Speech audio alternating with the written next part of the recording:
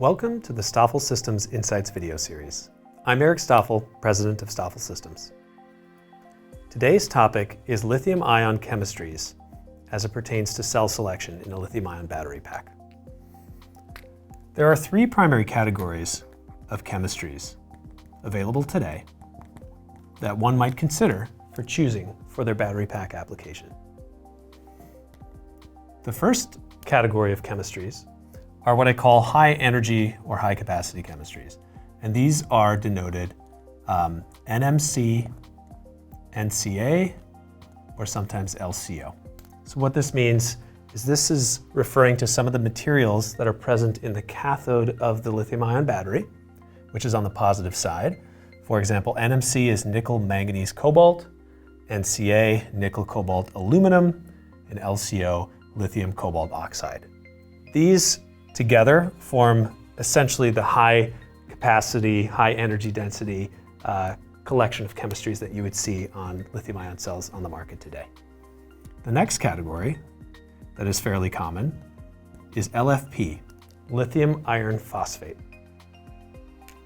The third category that you might come across is LTO, or lithium titanate oxide. Each of these chemistries has their pros and cons for different applications, and we'll get into that next. Let's start with drawing a voltage curve, a discharge curve of what it looks like when you actually use one of these chemistries.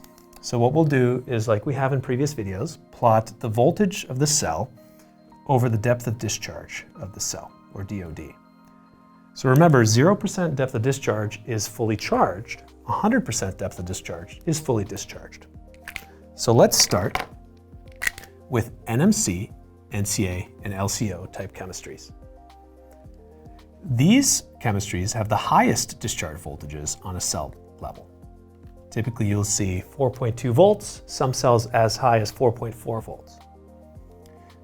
If you plot this graph, you will see it looks something like this. Generally speaking, the discharge range of these cells is 4.2 volts to 2.5 volts, depending on the cell. If we compare that to LFP, lithium iron phosphate, you have a very different looking discharge curve. The iron phosphate cell will look something like this. It'll start at 3.6 volts and it'll terminate usually at about 2.2 volts, depending on the cell. But one thing to note is look at how the voltage curve for the NMC cell has a very different slope than the LFP cell. And this is important because you'll notice for a given amount of voltage reduction, you actually have a large usage of your depth of discharge for the LFP cell, whereas for the high capacity, high energy chemistries, you have a much steeper slope. Why is that important? That makes it more difficult to estimate your state of charge of your pack if you have an LFP cell, especially in the middle of your depth of discharge range, versus an NMC, NCA, or LCO cell. So that's something to consider. Similarly, just to complete the list, let's plot LTO. LTO is going to be fairly similar to your LFP in terms of having a flat discharge profile. Start at about 2.5 volts, so I'll just denote it here. And then it'll discharge down to 1.8 volts. So you'll notice that similarly with the high energy to lower energy density chemistries, you have a high discharge voltage to a lower discharge voltage. And that's very clearly correlated because remember, power is voltage times current. So your overall deliverable energy really is the area under the curve of each of these curves. So clearly, as you can see, the area under the curve of your NMC, NCA, LCO type chemistries is going to be much higher than it is going to be for your LFP or LTO chemistries. But there are other trade-offs to consider.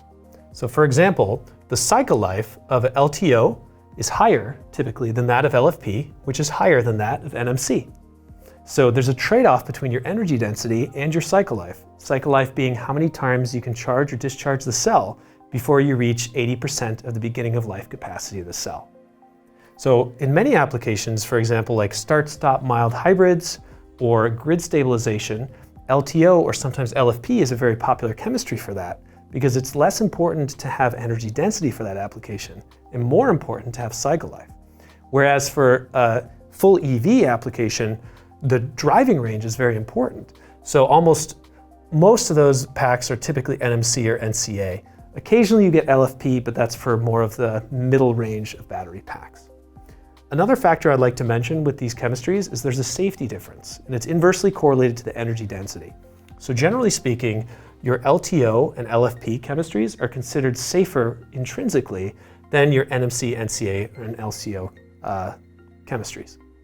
This is because physically, you're storing more energy in a smaller volume and a smaller weight. So there's more possibilities for energy release at these higher energy density chemistries. So one way to look at that is the temperature at which these cells go into thermal runaway, which means effectively they start generating more heat than they give off, and that can ultimately yield fire or explosion. And so it's very important to understand what the limits are of these cells. So for example, your NMC, NCA, or LCO chemistries will generally have an ignition temperature between 140 degrees C and 160 degrees C, whereas your ignition temperature for LFP can be between 200 and 230 degrees C. And for LTO, it can be even higher, north of 250 degrees C. So it depends on the cell, depends on the cell construction, but understanding where your ignition temperatures are is an important factor to consider in the intrinsic safety of the cell itself. One other thing to consider as well is the thermal stability of these cells. So for example, your NMC, NCA, or LCO type high energy chemistries will typically not perform very well at low temperatures, which means that you cannot charge them if it's cooler than 0 degrees C without damaging the cell. Whereas with LFP or LTO, some of these cells can actually be fully charged at rate, even at -10, -20, or even -30 C in some cases. So there's a lot of benefit to extended temperature operation for some of these chemistries. So as you can see, there's a number of trade-offs to make when choosing a cell for your application. Some of these will cover these topics in future videos, but make sure that when you're selecting your cell for your battery pack application, you consider all of the trade-offs between energy, cycle life, safety, and thermal performance. Hope that was helpful. See you next time.